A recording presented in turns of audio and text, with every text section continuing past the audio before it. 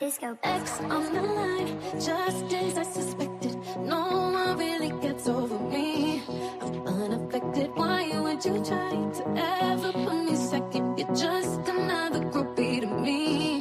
No, I'm out here single, and I need some real. Now I got standards. If I fuck, I fail. I'm out here single. Tell me what's the deal. Now I got standards. If I fuck, I fail.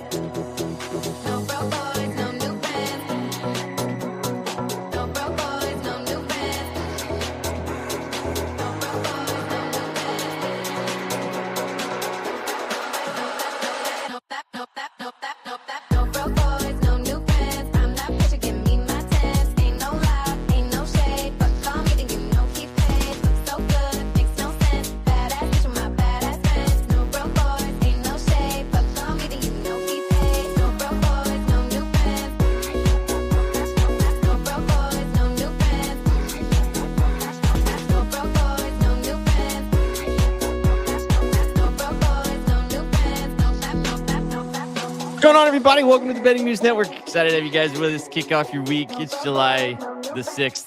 Happy Monday evening. This is your afternoon Betspresso. That's Shaggy Bets with the appropriate hat on for the United States. That's Sauce Man. That's Just Suck.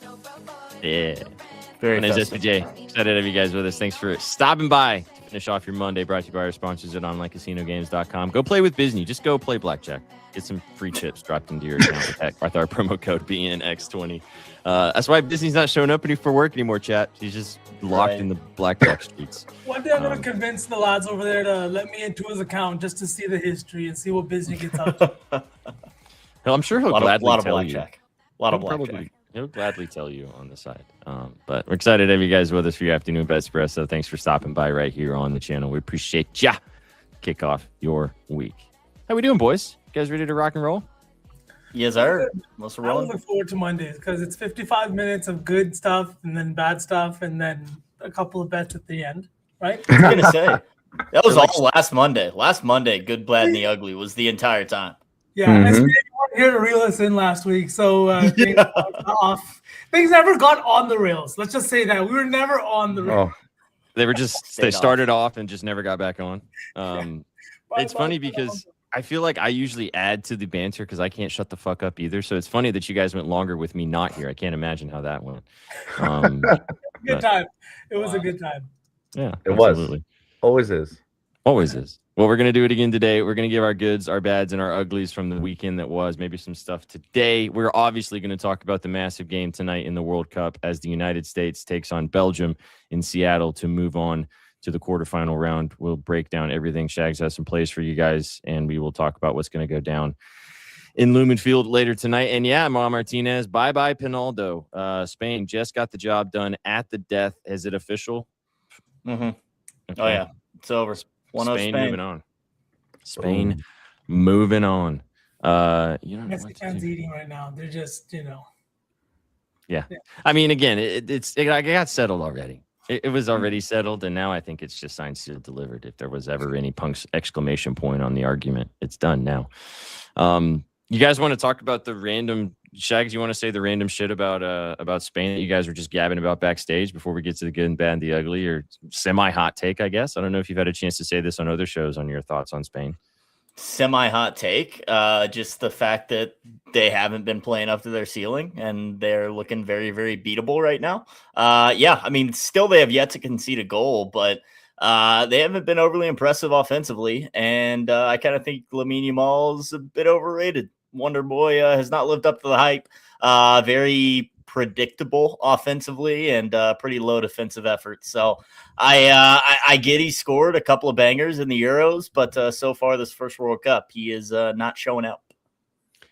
I think this is true across all sports. I really hate when the media and we as sports fans crown somebody before they've fucking done anything. Like, that's one of my pet peeves in sports, and we all are victim of it. We all do it because most of the time we want players to be, incredible and awesome, but sometimes it gets a little bit overdone, and then those players end up just running with that for the rest of their careers. It's kind of frustrating. But there's a few guys in this tournament that have just been kind of a cut above, and I think 3 names come to mind, and they're like the 3 top names in the Golden Boot race. Lionel Messi, you got Erling Haaland, the way he went crazy yesterday with those 2 goals, and then obviously Mbappe, he's been playing fantastic soccer, and so has that entire French squad. I think all 3 of those teams, Norway's been kind of a surprise, and I mean, Haaland's just always bringing the vibes. Like, that guy's just a good fucking time, man. Did you see that tweet? My wife was asking me who that blonde I is. was Just about to say this, dude. You're supposed to explain. It's Erling Haaland. I feel like V and my timeline just is somehow magically synced up. Yeah, we're literally one soul, 2 bodies on this planet. That's it. Our Twitter timelines are the same. Makes sense. All right, let's get to it. Let's get to good, bad, the ugly, because I feel like we're gonna end up talking about some of this stuff within the conversations. Chat, let us know what you guys like on the good, the bad, and your uglies from the weekend that was. You guys want to start positive with the good, or should we start with the uglies and then finish off with the good stuff? Let's start with the uglies. I have something I want to get off my chest, and it's been kind of sitting there waiting, I think, since Friday, since that Canada game. No, maybe Saturday. In the post-Canada game, obviously, media frenzy that was, right? Obviously, it didn't go the way we wanted. Nobody was happy all across the country. But my ugly this week, it's Sid Seixeiro. And you might not know him if you don't watch Canadian fucking media. But my God, man, the worst take that you could possibly have in saying that he doesn't want Alphonso Davies playing for Team Canada anymore, that he doesn't want to see him at any Gold Cup, at any CONCACAF, at any World Cup, or fucking Copa America. And this guy has not only been one of the best male Canadian players, because, I mean, Christine Sinclair and the rest of that women's squad absolutely nails. But in terms of just Alphonso Davies and the things that he has accomplished as a Canadian soccer player, let's just talk about this 25-year-old. He's 25 years old right now. Canada just made it to the round of 16 in their first ever World Cup. And a big reason, even though he wasn't able to play, is Alphonso Davies. He is the guy that so many of us have been watching for so many years.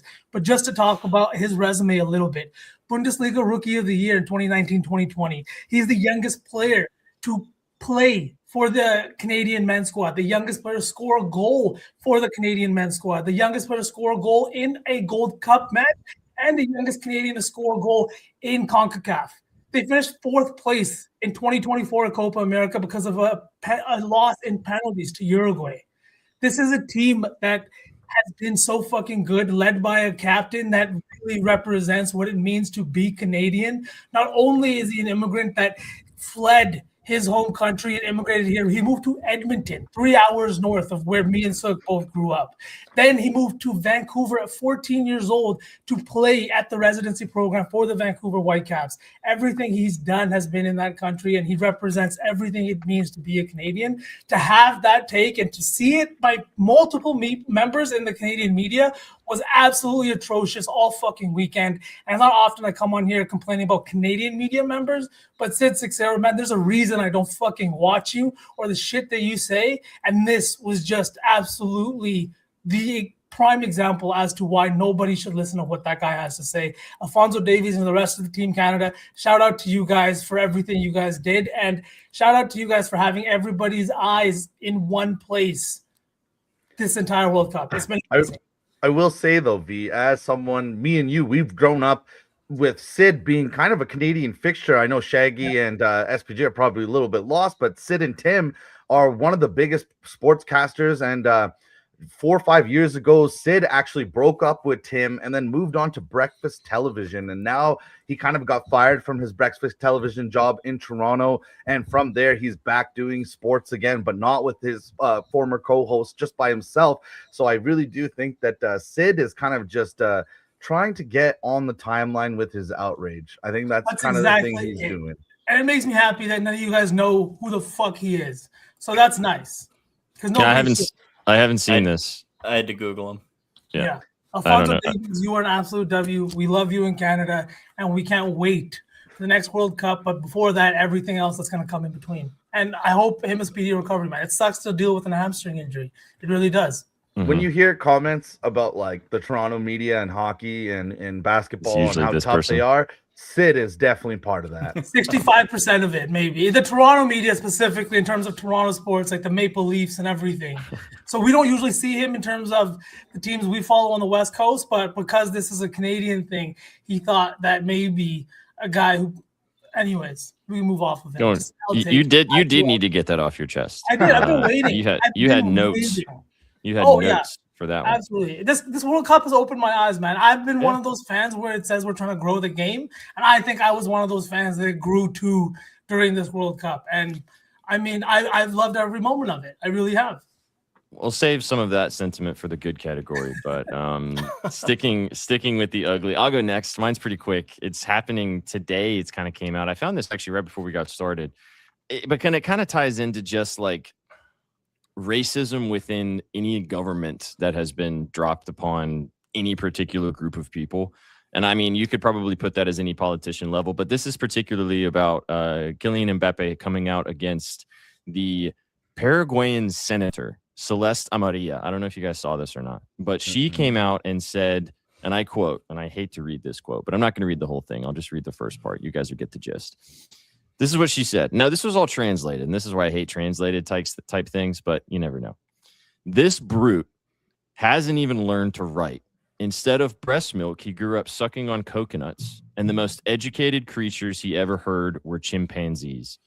You shouldn't give him the middle finger, Orlando Gill, who was the poor Paraguayan goalkeeper. A colonized Cameroonian pretending to be French, resentful, newly rich, arrogant, and ugly. The entire tweet. There's more to the quote. You can go check it out and read about it. So ugly for me is using this opportunity, which is supposed to be celebrated as one of the best, incredible games across the, everybody loves watching the World Cup. People from all over the world watch the World Cup, celebrate the incredible soccer and football that we've been watching.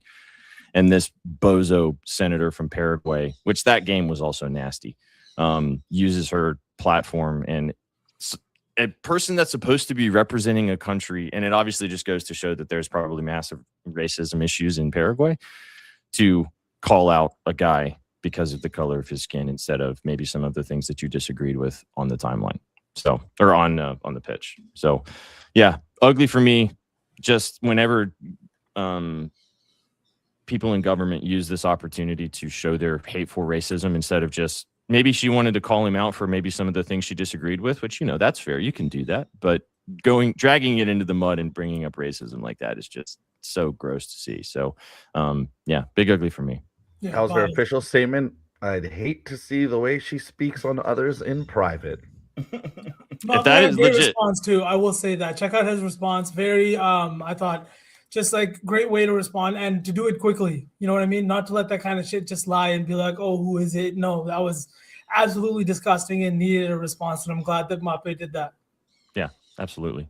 Taking 2+ goals in the next game. Big facts.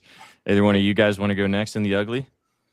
Yep, my ugly is center backs taking penalty kicks. Have we not learned anything, folks?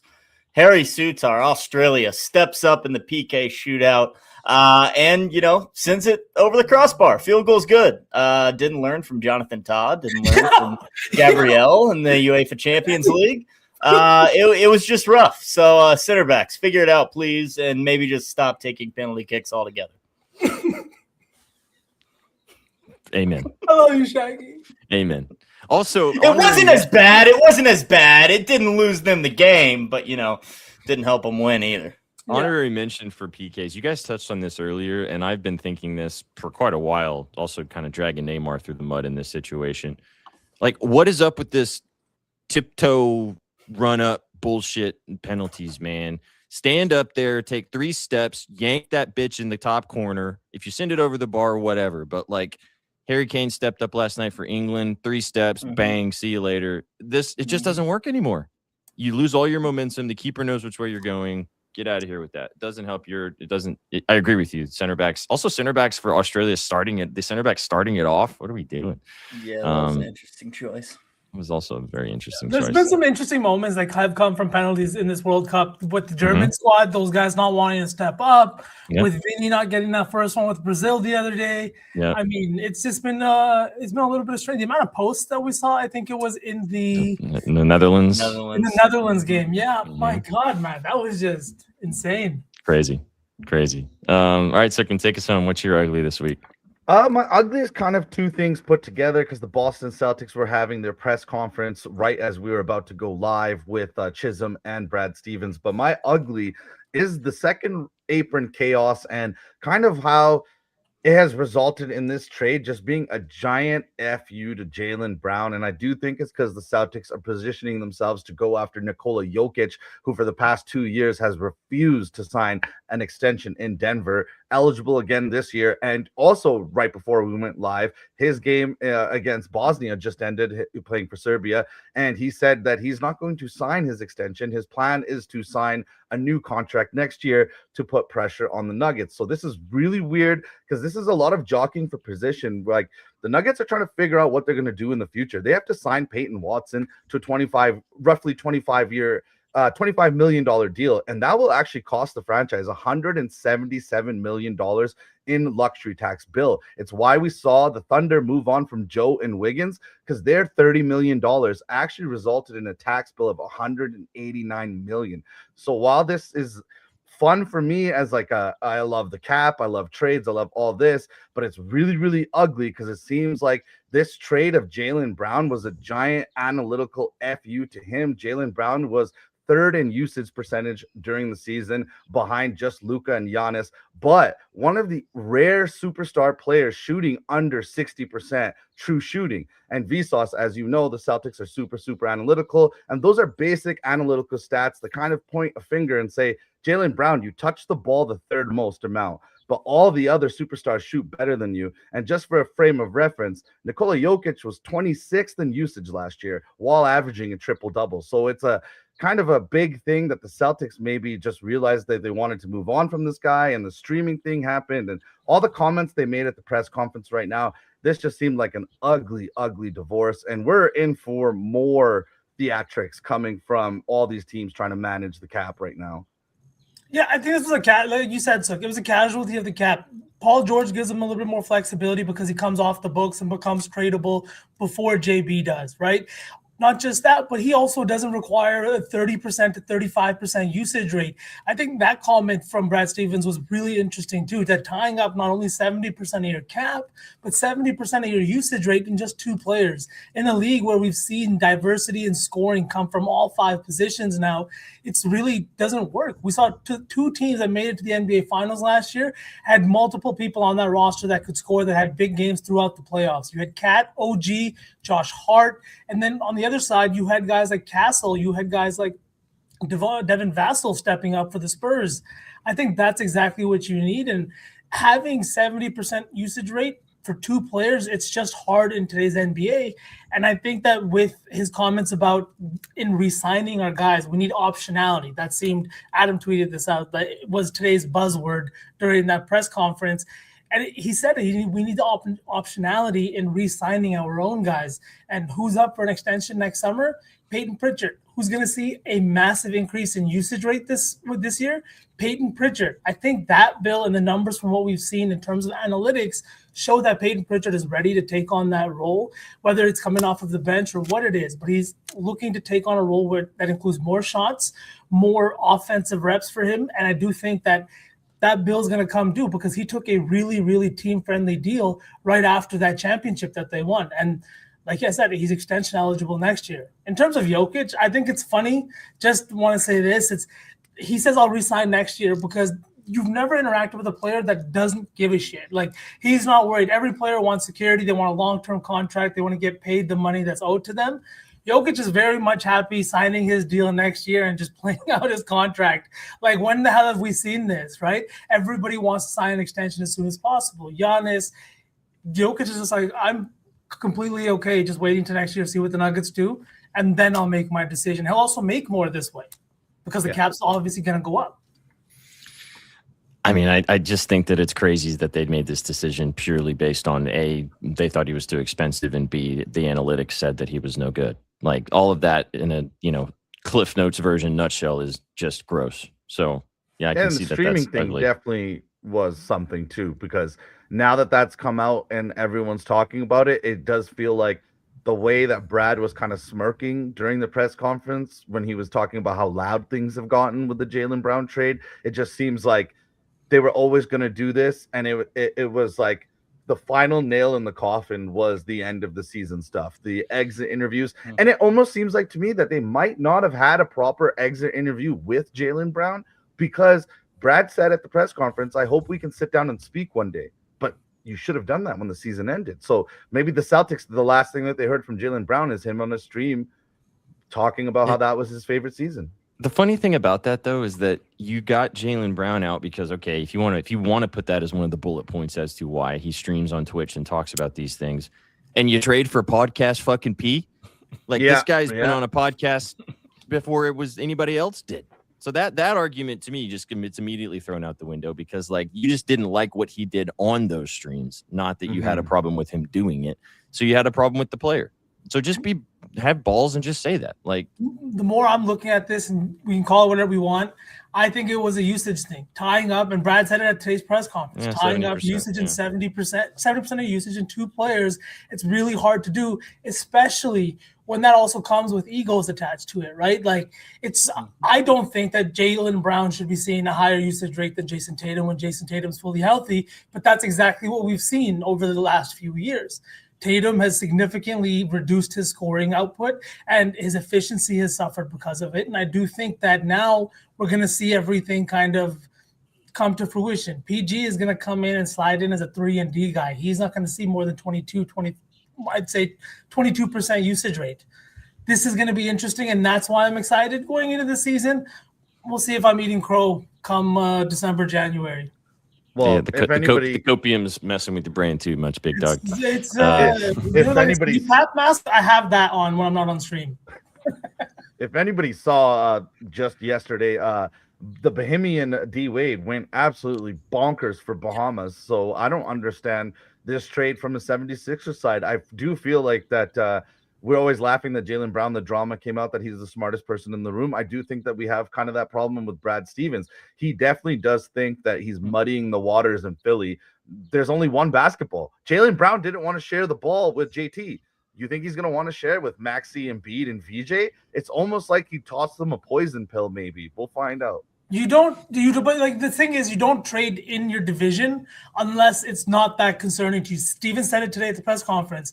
With 2 preseason games against the Sixers, they're going to see Jaylen Brown potentially 6 times before the playoffs even start, depending on when he plays in the preseason and if he plays all 4 games. It's going to be very interesting. And obviously poison pill is probably a little bit of copium, but there's only one basketball. There's a ton of volume to go around. And from what we've seen when Embiid is healthy, he's commanding about a 35 to 36% usage rate. And he's done that with Maxey. I just think that the development, they had a situation where they had 2 up-and-coming guys in Maxey and VJ, and I really think that could have developed into something really nice. I think VJ is probably going to go now somewhere for some assets, unless Embiid's on his way out the door. But with no center, I don't see what they do there. We shall find out. For the sense of time, we got to keep moving, though, boys. Otherwise, this will turn into a Boston Celtics podcast. Or it'll turn into last week, 55 minutes. Yep, we're already on that route. So let's move and groove. Let's keep it going. Let's go into the bad. I'll lead us off. Mine's really quick, and it kind of ties into what you started off with, Sauceman, talking about the Canadian media. But mine is a little bit more on the Canadian coach side of things. Oh, dude. My bad is what in the Kenny Atkinson fuck are we doing by saying that I'd rather be the losing team after? I understand standing with your guys, but this is just the biggest bozo loser behavior from a losing head coach in a situation. You had a good run. You represented your country well. I thought that the Canadian team played maybe a little bit past their skis in the way that they got to the round that they got to, played a good game at the end. They just got beat by a better team. Past their skis, Canadians. Nice. Pun intended.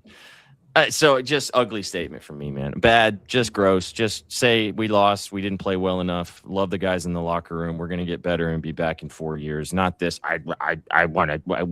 We didn't want to move on to the quarterfinals. We want to just. We're fine. Me. Just felt. It felt just gross. So bad was that statement from Jesse Marsh. I want to move past this. I don't even want to talk about it. Fair enough. Oh, Mike's not on. No All comment. right, chat. No comment. I'm only here so I don't get fined. From our two Canadians. Right. Shags, what you got? Yeah, I got a two-part bad. Number one is just Brazil against Norway. They were just bad. Despite 2.61 expected goals, their only goal came from a stoppage time penalty from Neymar when it really didn't matter. Just 34% possession against Norway and company. Just bad all around from Brazil. My other bad going along in that game is Erling Haaland, not because he's bad, but that is a bad man, ladies and gentlemen. 2 goals single-handedly propelling Norway into the quarterfinals, where I think they can get by England, to be honest with you. So Brazil, just a bad showing. And as we already knew, Erling Haaland is a bad man. Yeah. Should I tell you Absolutely. guys something crazy? He was almost my good. With how he's been Almost. vibing out all over the place. He's been so bad, though. It's been bad. Speaking of bad, You turned bad into kind of good. What were you gonna say? Wait, D, let's look. What were you gonna say, Sook? I was gonna say I had never heard this man's name in my life 3 weeks ago. Before this tournament? Mm-hmm. And now here he is. Chat, that proves to you that Sook really did not have the soccer tab on his sports book. Like 0%. Yeah. Tunnel vision. Is Barry Bonds still the best baseball player? yes, he is. He is. For some. He is. 40 years ago. 30 years ago, whatever. All right. Which one of you guys wants to represent Canada and talk about the bad? Sook? I'll go bad, but it's not about Canada. It's bad is how long I have to wait for Heat 2 to come out. But finally, the movie is being made, boys. They will be shooting Michael Mann's movie in November in Los Angeles, and Leonardo DiCaprio will be playing Val Kilmer's character. Christian Bale will be playing Al Pacino's coked out Vincent Hanna. And we will also be seeing Adam Driver joining the sprawling story that's both a prequel and a sequel to the 1995 Heat, which is considered a classic. It's one of my favorite movies ever. In 2022, the book actually came out, Heat 2, which is a banger to read as well. So I'm super, super excited. This is one of the highest budget movies based on just the cast alone. And come next year, I will be seated, ready to watch Heat 2. One of my favorite movies ever, and actually one of my favorite books I've ever read as well. The story really goes across multiple decades, and it's really a collision course of the Los Angeles crime scene, and it's really, really dope to see. So if you haven't caught the movie, it's a classic, and if you haven't caught the book, it's really good. Yeah, so that was a bad, that kind of like Shag's bad. So it's bad, kind of good though, because you're sad you have to wait this long. It's been 4 years since the book came out, and I'm just sitting here sitting on my hands. Please give it to me. Hey, at least Odyssey comes out soon. Yeah. It's funny. I just watched the first one recently with my wife. It was her first time. So absolute banger of a movie, no matter what year. I almost did the Odyssey as one of my good, bad, or the uglies because the premiere was actually today, and they did really dope things. They were going backwards. They didn't invite all these asshole influencers based on their how many followers they have. They actually invited people that loved movies, and now I think the premiere actually just got out an hour ago, and there's already a few reactions online. So the Odyssey is getting really good word of mouth from the premiere. Fuck yeah. Imagine that, just don't have to recreate the wheel. Isn't that crazy? Yeah, we don't need fucking iShowSpeed giving us his opinion on Homer's Odyssey. I'm just sorry. really glad that fucking whatever his name is wasn't in, I'm glad that Drewski wasn't there. Can we just, we can chill on Drewski, I think. All right, who wants to go good? Who wants to finish this off with some positivity? Or V, did you do bad? I did not, but it's real quick. It's just the Pelicans and the lack of things that they have done. Your roster stinks. You brought in a new head coach in Jamal Mosley, hoping he can bring some winning culture there. Obviously, took the Magic to the playoffs 3 straight years, but he also had a roster equipped for it. He had 2 guys in Banchero and Franz that played out of their minds. This roster is terrible. They have no direction. They're talking about 3 or 4 picks, first rounders for Trey Murphy. I don't understand the evaluation there. Dejounte Murray's still on the roster. Zion Williamson's still on the roster. And The only move that they have made this entire offseason is re-signing DeAndre Jordan at 68 years old. So I don't know what the hell is going on in New Orleans. That's my bad. The Pelicans are also just permanently bad because they chose the Pelicans as their I think so. I think there's power in names and Disagree. mascots and symbolism. Disagree. And You like Pelican, Shags? No. That's awesome. Okay. That's awesome. Okay. What else would you want them to be called? Anything. I don't know. The Bayou. All right, come up with something. Dragons. Literally. Dragons. Dragons. The Saints. Dragons. There you go. No, I think Dragon. Pelicans is a good name. Even if they did something like Fleur de Lis or something like that, like just call themselves that, the New Orleans. I don't know. My friend stinks, so I'm not going to try. Okay. The New Orleans Fleur-de-Lis. You literally said it 2 seconds ago. I think. Oh my god. All right. I was looking for you. Bells and shambles. All right, let's finish it off with some positive. The Raging Cajuns. See, Disney's got the vibes. There he goes. Yeah. Exactly. All right. My good. I'll do good first because I kind of ties into Shags saying Holland's a bad man. My good is about teams in the World Cup that are playing with offensive aggression, playing to win the game instead of not playing to lose. And they are getting rewarded by winning games. We saw teams doing the opposite of that, a la Brazil, a la the Netherlands, a couple of other examples that went out a little earlier, playing cagey. We just saw it sort of with Portugal, the way that they've kind of played as well throughout the competition. Teams out-analyzing themselves, kind of parking the bus when they necessarily didn't need to. And then you see teams that are just going for it, like Norway, and you get teams like England last night. You got teams that are just like the United States getting to this particular point playing this way. It's nice to see that. I'm not saying that I enjoy it. Like, I'm not saying that Arsenal doesn't do that in stretches, but Arsenal does park the bus sometimes too. But you have to do it like, and it's a completely different league. It's a different situation. Yeah.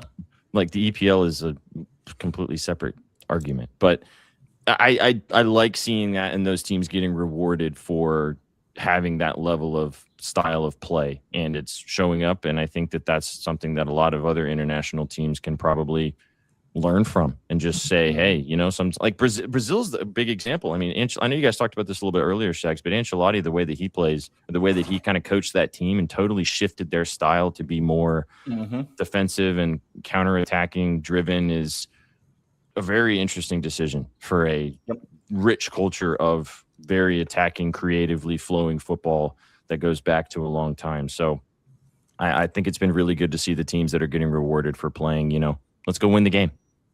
Well, it's good for the fans too, and yeah, we've seen it several times in this knockout round. Teams get up a goal and then sit back and let the game come to them, and yeah, it has not really worked out. So nice to see aggressive football being rewarded. Big facts. And I would like Arsenal to play like that too, chat, but I'm not going to worry about it because I got a trophy in my fucking closet, so you guys can lick it. All right, Jackson. Tell them. All right. I don't get to coach. I don't get to talk to Arteta. That'd be all right. All right, who wants to finish this off with some positivity? I got some positivity. It's real Right quick. now.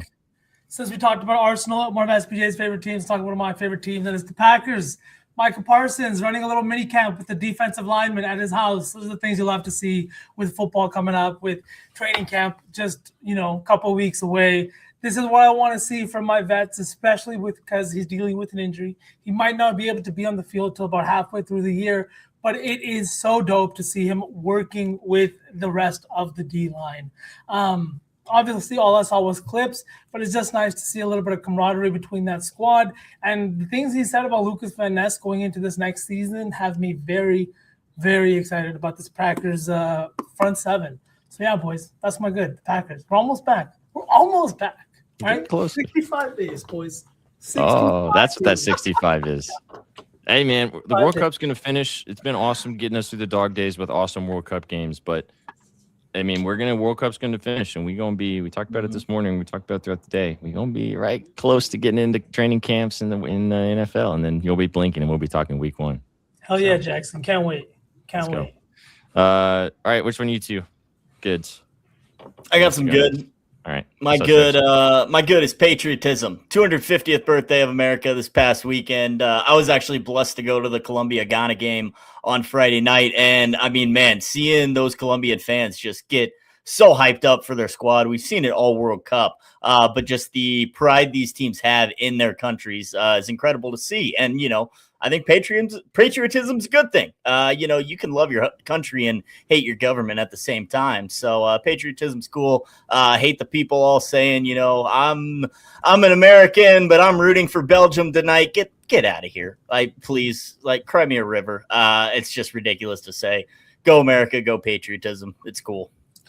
We can say that, hey, this stinks, but I'm still cheering for America. What are we 100%. talking about? What are we talking? Anyways, yeah, I agree. Patriotism is lit. I think same thing. Look at Jude last night in front of the English in Mexico City of all fucking places, and he's being serenaded by his home countrymen, and that was a fucking amazing moment. You had Holland in that one at MetLife with everybody in the crowd. Just, I don't know. Fucking magic has been happening. Did you guys see that really funny Holland clip where it was like they were walking around the States and they were grabbing a beer, and Holland grabbed water, and the other guys on the team are like saying something, and he goes, "Oh yeah, you don't complain when I score all the goals." Just let him know how it is. How straight up he is too. Like the comments about the France game, he's like, "No, I'm probably not gonna play. We'll probably lose that. France is probably gonna win the whole thing." And having been around a bunch of like Dutch or just European people when I was on the island, they are all very much just to the point. They say what is on their mind. There's no you know what I mean? In the NBA, if somebody said that, you can never see that. In the NHL, never. But with Holland, yeah, okay. And then he goes and he beats Brazil with 2 goals. What? Right. It was also crazy last night. Go back to that England game to hear. And I mean, they talked about it. Who was Chicharito was talking about it before the game. Obviously, Mexican, legend. And the DJ was going back and forth between English songs and Mexican songs. And at the Azteca, apparently, it was not very well received by a lot of Mexican fans because that doesn't happen very often. And then the cherry on top, England wins, and all that, It's Coming Home was reverberating through the Azteca, and watching the England fans celebrate It's Coming Home in the Azteca pitch was cinema to watch. So that was pretty interesting. We've been presented with so many just moments of you're just left sitting there holy fucking shit. And somebody tweeted this. It's the 3 a.m. games during the World Cup, and it's just like a scene of Mordor, and it's just war. You know what I mean? It's just one of those war scenes from that's what they've been. It's just been absolute fireworks across the board.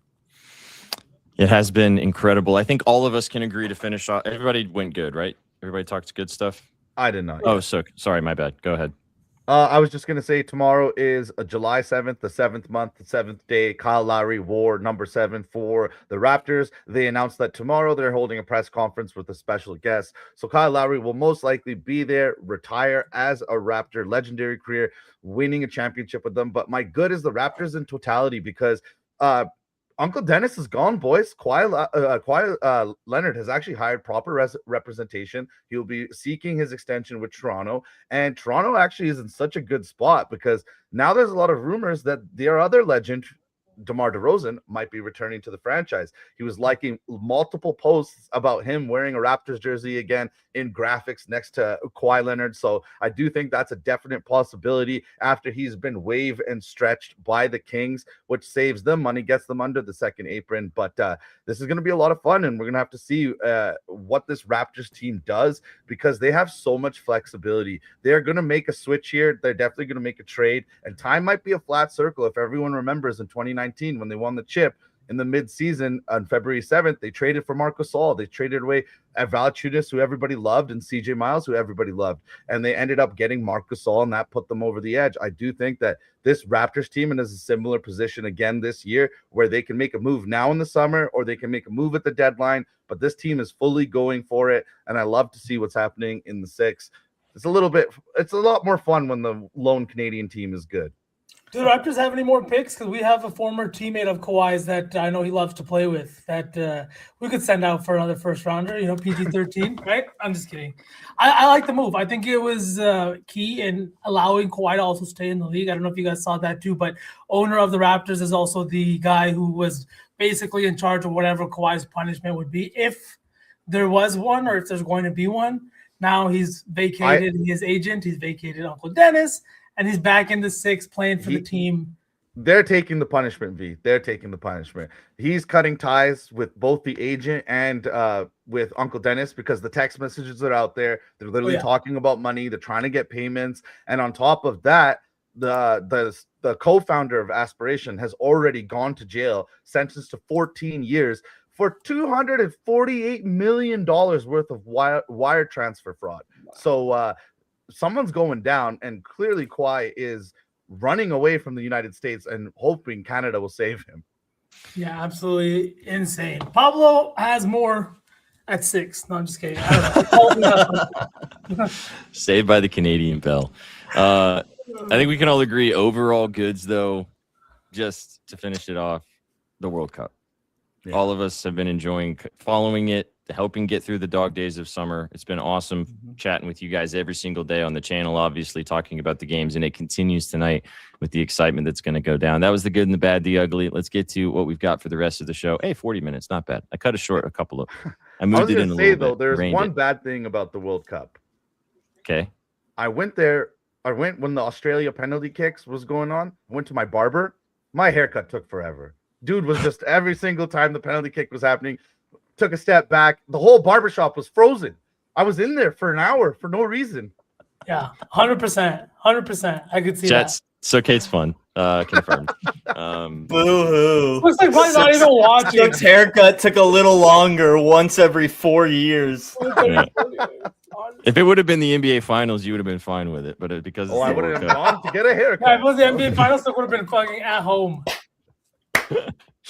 There it is. Oh, there it is. All right, that was the good and the bad, the ugly. Let us know what you guys think. Yeah, exactly. All right, let's talk about this U.S. team tonight and this U.S. game. But because I found this earlier, and I don't know if a lot of you guys saw this or not. So what we're going to do is we're going to watch the hype video that the United States posted to get us in the mood for this game to talk about it. Now, let me see if I can get this to work. You obviously see the Twitter. Does that full screen that for you guys as well? No, it does God not. Damn it. I hate when this happens. All right, let me fix this again. Technology. Okay, hang on. Let's talk about Heat 2 more than Phil, yeah. I'm gonna get us rolling. It's worth it, I promise. There we go. What about that? No, God damn it. Can't see anything. Thank you, Shares. Yeah. Thank you. Well, you know what? You get the small version. How about that? Yeah, it's okay. That'll do. That'll do. Can you wait? I think I need to do it again because you got to hear the audio. There's too many buttons in this thing, man. When you share a tab, they should make it automatically that you get to share audio. Why would I want to share a tab that I don't want to share the audio? Like, what's the point? Who's flying this plane? Who's doing it? Oh my God.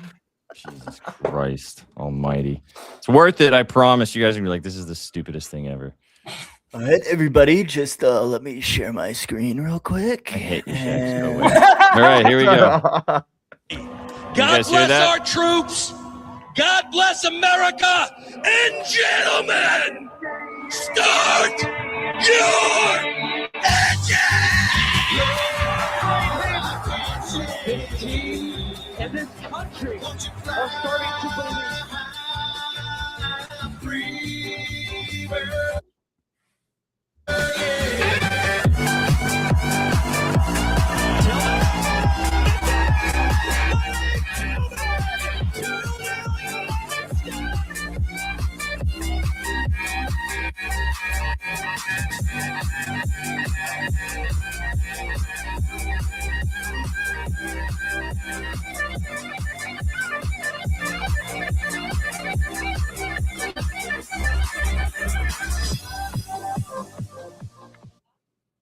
All right. The guy in the Eagle mask was top tier. Top tier. Worth the wait, right? The United States men's national team Twitter posted that. What a kick-ass edit. And that doesn't get you hyped up to watch the United States play tonight. I don't know what will. Thanks for dealing with my tech problems. You got there. We got there eventually. Yeah. It's not as bad as watching Sook try to navigate GeoFooty, Shags. That was a hilarious activity this weekend. You should watch that again. Oh my God. Yeah. All right. U.S. tonight. Big news. Obviously, Flo Balogun will be playing this evening against the Belgians as his red card was suspended by FIFA. If you got a problem with it, Go bitch to FIFA. But he will be playing tonight for the United States, and that is a massive deal. Shags, you guys talked about this a little bit earlier. U.S. plus 145 as we're sitting right now. If you want to get some money there, you can obviously get them at a relatively playable price to advance. 8 o'clock Eastern this evening. So we got a couple of hours until kickoff. Lumen Field's going to be rocking, though. Just thoughts before you talk about the bets. Do you think that the United States matches up well with this Belgian waffle team, or do you think that the Belgians can surprise some people and even though they've been underperforming this entire tournament? No, yeah, you said it. I mean, Belgium's still a top 10 team in the world, so they're obviously no slouch, but as they've looked in this World Cup, not good. U.S. in much better form, playing much better soccer recently, and I think that helps them on the pitch tonight. Obviously, getting Balogun back is massive, and our guy PJ talked about it on Bespresso last week, that having this game in Lumen Field is huge because Seattle just a great sports town. We know how loud that place can get for Seahawks games, but it's a great soccer town too. The Sounders well supported, Seattle Reign well supported as well. So I think they're going to show up. I think the atmosphere is going to be rocking, and home field advantage never hurt anybody. So I think the U.S. matches well, especially getting Balogun back as our number 9, and I think it's going to be a great game tonight. I think we can all agree that this game, I mean, I'm unfortunately going to miss like the last part of it because I'll be flying home tonight, which sucks. But I'll get to see most of it at the airport. The first few airport beers will be accompanied by most of the entire first 60 minutes of this game, which I'm looking forward to. Hopefully the United States will have some bangs before the guy can get on the plane and not be pulling my fingernails off. But as you said, Shags, even if you're not a humongous United States fan, if you're a United States citizen tonight, you're going to get behind this team and what they've been able to do. Obviously, they've been really good this entire tournament. They were great against Bosnia last week as well.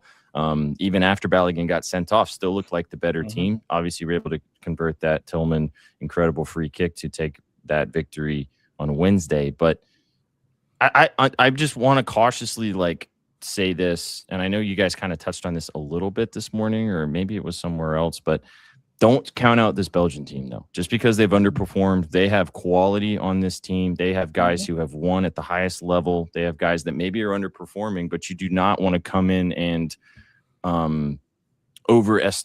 underestimate this team and try to play a little too cute. You need to keep doing what you've been doing, keep being aggressive, and make the Belgians defend you, because if you let the Belgians get into this game, that's going to be tough. So I think that the way Pochettino's coached this team leading up to this particular point, it makes you think that they're going to do that. But you never know in these big-time games and these big-time atmospheres, when the nerves get going, guys can start to make some funky decisions. So hopefully that doesn't come to bite us in the ass. As you have said many times, Shags, the amount of ghosts from Christmas pasts that come back from U.S. national teams. Oh, yeah. The one, Wondolowski sending the ball over the bar and dating back to when we were even kids, and you have these moments of everything just seems to be laid out on a platter for this game for the United States to win. And I'm a little bit scared because in those situations, unfortunately, usually this team shits the bed, but maybe things change tonight. We shall see. Yeah, what's interesting is, we are slightly favored in this match. We are the favorite to qualify for the next round. I think minus 130 is kind of what it's sitting at. But I still believe this locker room, this team kind of still has the underdog mentality, which is in a good spot to be in. The whole world seems to be rooting against us per usual. That's right where we want them, right? That's how we like it. So, you can't underestimate Belgium, obviously, even though they have underperformed. We saw that happen against Senegal, up 2-0 with 4 minutes plus stoppage to go in regulation. And Belgium gets 2 quick ones. Boom, you're going to extra time, and we all know how that one ends. So, I mean, you got to come focused, but Pochettino is bringing a different mentality to the squad that we haven't really seen ever. To be honest with you, it is that aggressive mindset like you're talking about. And so I think if we go out and we get a quick one, we're not going to sit back and say, hey, we're up 1-0 against a top 10 team in the world. What are we doing? Let's defend. I think we're going to be aggressive and try and go get a second one. And I think that's better for us. So reward attacking football, like you said, and hopefully it works out for the U.S. tonight. Okay. Analysis. Do you guys have anything to add from an analysis perspective before Shags gives us his bets? None whatsoever. That would be irresponsible by both of us. I just wanted, I don't want to blow by it. We appreciate the opportunity to lose people money, but we will not take it. You're Yeah, welcome. I got 2 summer league plays. I got other ways people can lose their I money. got 2 Nice. home Let's runs. go. We've got plenty of ways to lose people money. Yeah, I got some NBA. I got some WNBA and some baseball too, which we'll get to in a second. Shags, what do you like betting in this game? Obviously, the United States probably has your heartstrings. Do they have your wallet as well? Yep, they do actually. I went with the Toronto bets at minus 125. So, if they go to extra time, we'll take the push. I took this because, I missed out on the best number to qualify. They opened closer to like minus 110 to qualify, but all of us Americans have hammered that line up to minus 130. So I'm going to skip on that one. If we do go to penalties, I'm pretty confident I'll find a number better than minus 130 if I do want to get involved at the end of the match. But I got faith in the U.S. ending this in 90 minutes. You can't really base everything on what we've seen in the past, but the U.S. is playing much better, and Belgium has been underperforming. And yeah, we saw what they're capable of in those last few minutes against Senegal. But I think this U.S. team has a different mindset. Obviously, with Balogun on the pitch, certainly helps us. And again, the locker room mentality, I think, is going to be the biggest factor in this game. We're not coming in scared that we're facing a top 10 team in the world, one of the best in Europe. We know we can hang with them. So I think the U.S. is going to come out aggressive and maybe not a quick one. I do see us winning 2-1, plus 800 if you like that correct score. But yeah, I like the U.S. to get it done in 90 minutes. I'll take the Toronto bet at minus 125 for a little cushion. USA, baby. Let's go. Unfortunately, the United States is going to find their way into our parlay today. Of course. So that's how that's going. We can go down with the ship. Why not? All right, chat. Let us know what you guys like in this game. If you like anything else in this U.S.-Belgium game tonight. Obviously, Spain just got the job done against Portugal. And then we move to the final. Is it the final 2 tomorrow of the round of 16 games? Yep. Right? Final round of 16 games tomorrow. Yep. So we got 2 more tomorrow that they'll break down or that we'll talk about here on the channel. And then we will be moving in to the quarterfinals as we have crazy how fast it goes by. All right, let's finish the last 10 minutes here on the show right here on the Betting News Network. Thanks for being here for your afternoon bet espresso. Hope you guys are having a fantastic end to your Monday work day after the holiday weekend. Hope you didn't get too banged up this weekend and you're feeling okay right now. And if you did and you're not, then we hope that we'll make you feeling better. Sunday was tough. Yeah. Sunday was tough. We're here to lift the vibes. That's what we do around here. All right, let's do baseball. We'll finish off with Lady Hoopers and Summer League, and then we'll cook the parlay and we'll get out of here. Sauceman, who's going yard tonight? I got 2 hitters, a little bit chalkier than yesterday. Obviously, Wilson Contreras was a nice little plus 390, but 2 chalky hitters today. First, let's start it off with the first game. It's that Nationals game. The Nationals game, you got Houston in town. The Astros have been fantastic. Jordan on one side, I do love him. I think he's in a great spot once again. The guy is probably the best hitter in baseball right now. He's hitting over 300. He leads the league in home runs. Just been absolutely great. I, however, am going to somebody else, somebody that's also been really fucking hot, playing just his 3rd season. James Wood.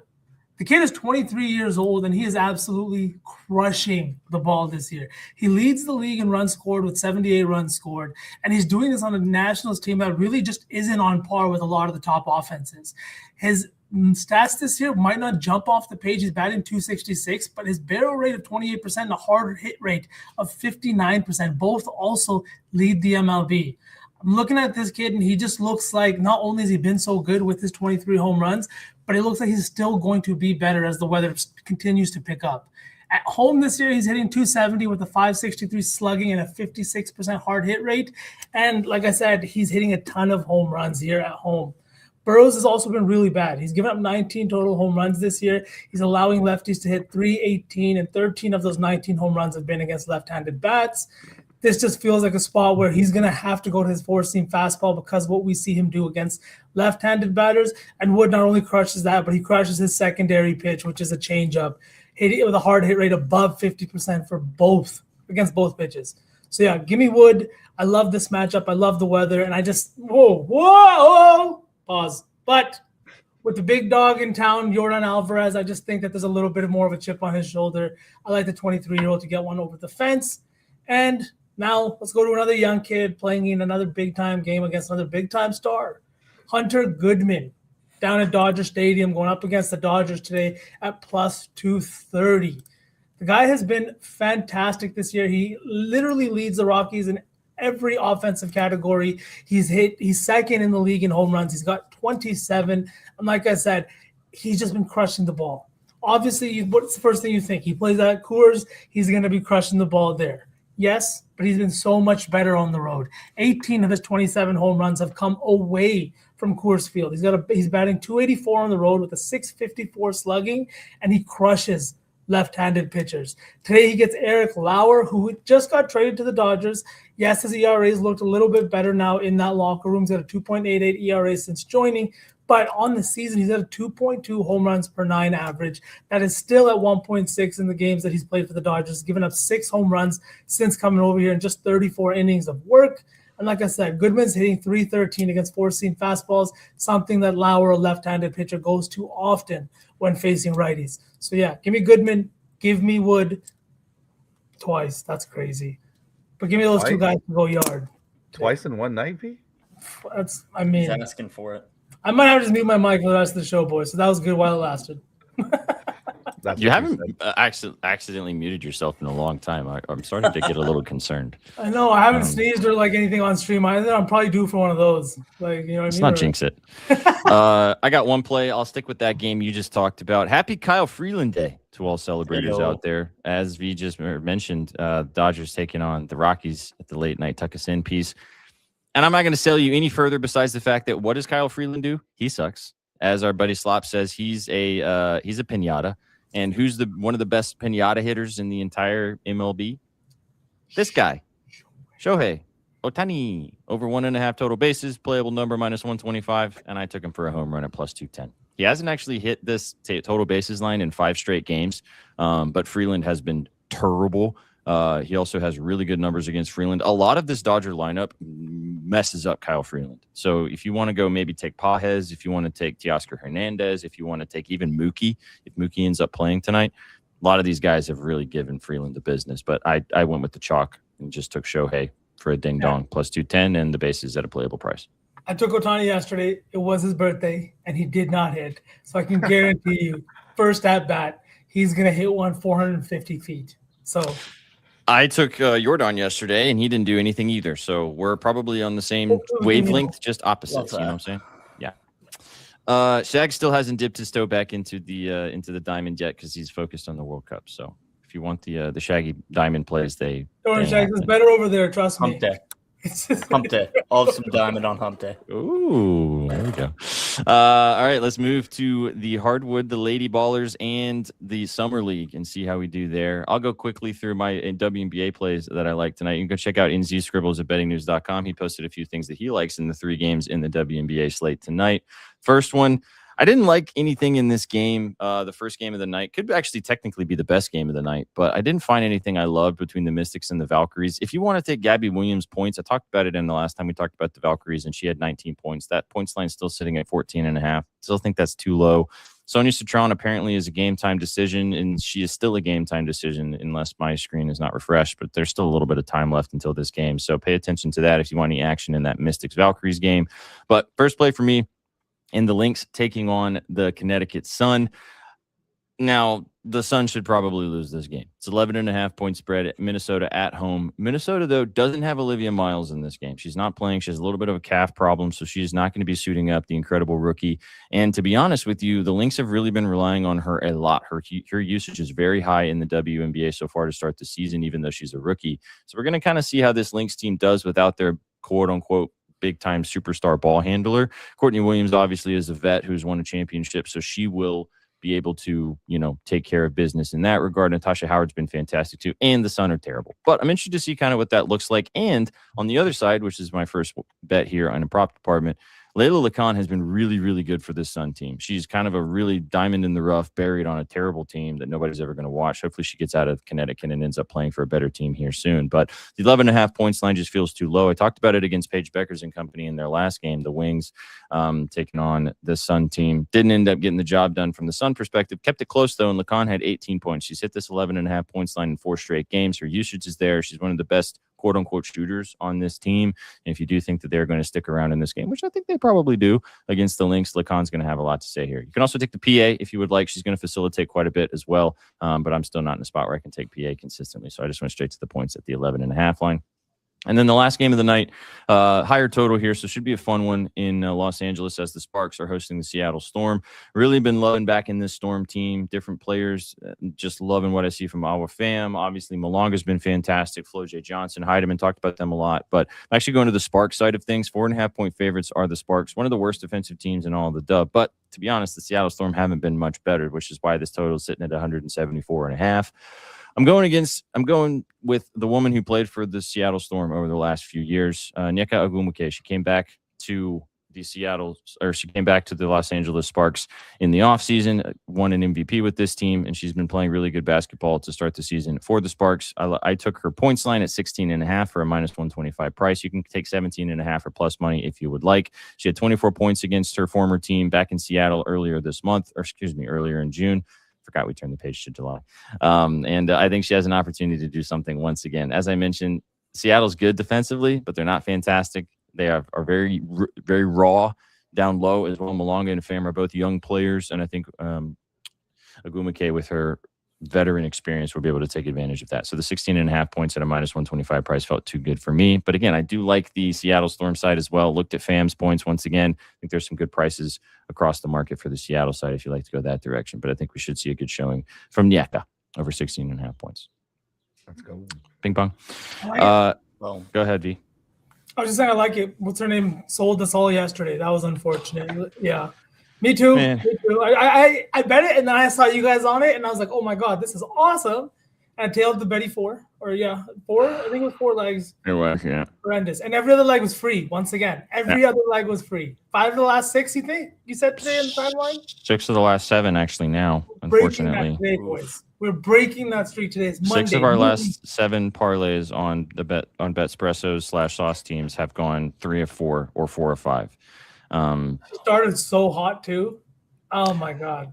Yeah, I started watching that Aces game, and I was like, GG's, this ain't happening, man. This is going to be the leg that's going to sell. I'm going to be so sad about it. And Sook's basketball play was fucking air, unfortunately. The Nets and the points in the Summer League. But it's all right. We're going to do this. We'll do the same again tonight. We'll cook it up in just a minute and give you guys the moves.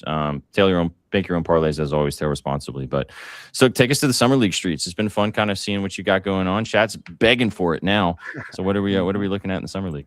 We have a big game today. The Utah Jazz taking on the Memphis Grizzlies with the 3rd pick and the 2nd pick taking each other on. But it's going to be an even bigger banger of a game because you have guys like OMP and Cedric Coward will be suiting up for this one, as well as Cody Williams and Des Mabang, guys who played for the Utah Jazz last year, had plenty of minutes. I do think that this is a good price to play here and also a good number. I think that the Jazz come away with this one. I do think that they're the better, deeper Summer League team. And a guy like Ace Bailey is kind of being forgotten, but let's all remember he's a 6'9" 2 guard that can really probably dominate Summer League here. So the California Classic is almost over here. So I'll give me the Jazz, and then I'm going to the Kings. They are actually the hosting the California Classic, so this game will be on their home floor in Golden One Center. I don't know if you guys saw, but Acuff went absolutely bonkers in the second half of last game, scoring 16 points. I'm thinking that the same thing is going to happen to this Bucks team.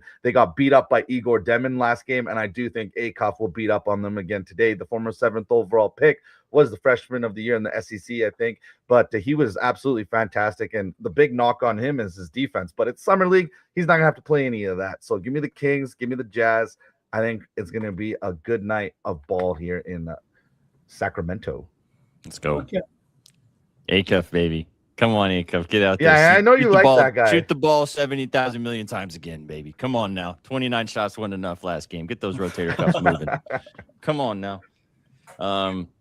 All right, chat. There you go. There's the moves in the United States soccer game tonight on the streets of the Diamond. Some WNBA, some Summer League.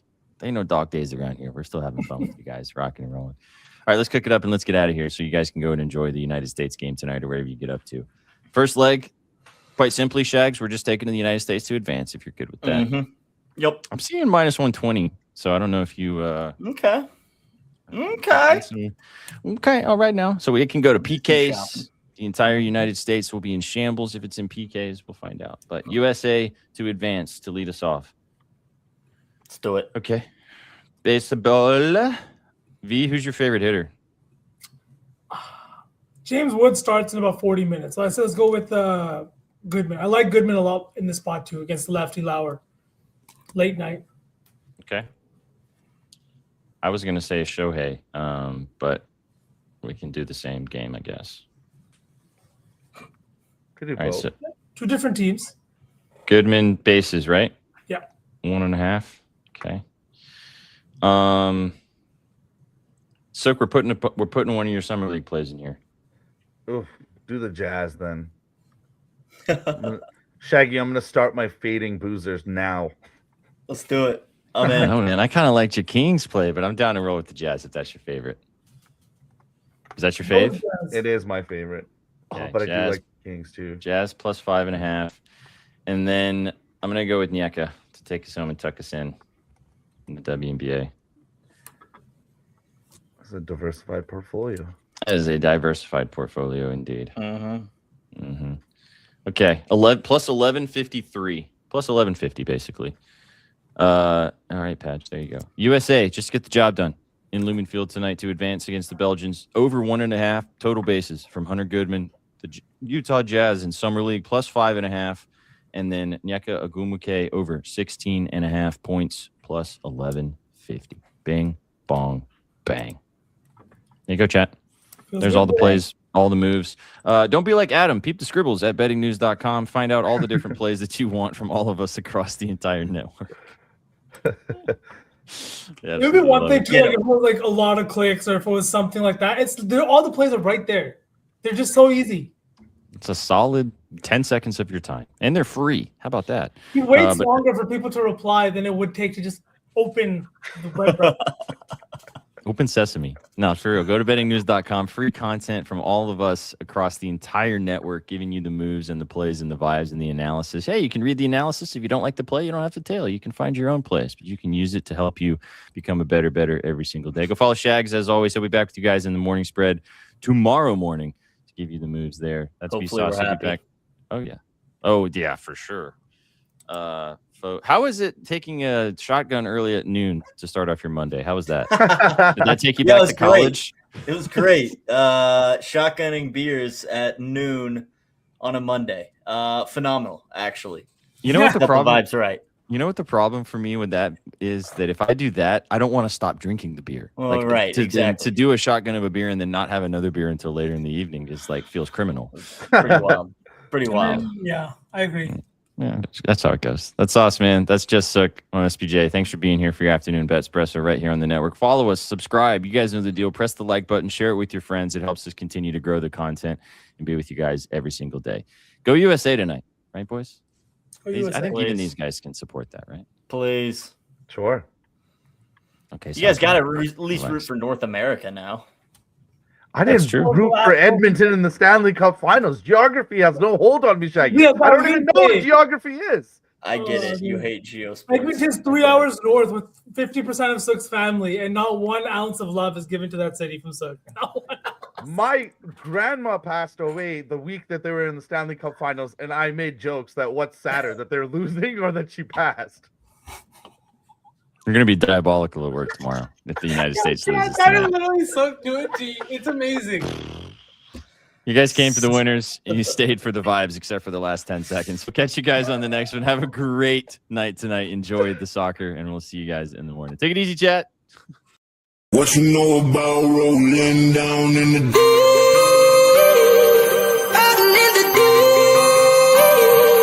Down in the deep. Now I know we all be loving this shit right here. Rolling. What you gonna do? Rolling. What you gonna do? Down in the rolling. What you gonna do? Right, y'all be loving this shit. What you know about